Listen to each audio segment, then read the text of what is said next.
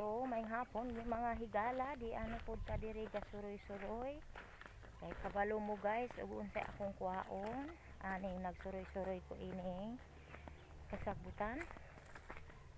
Kay akong susion ang akong sili nga gitanom sa langgam. Akong susion ug naabay bunga kay atong sili ani atong baba. Kay lami magud ang sili ikuan sa kuan guys.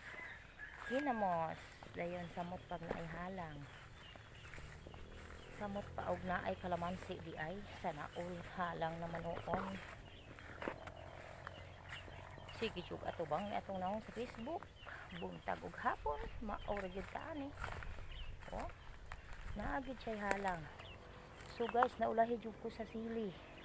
Ang nakaunag kaon ang langgam. So hinugunta siya kaayo na aga pula-pula gyud siya. Pero pasensya na kay gikaon na sa langgam guys. Manghapon yung tanan.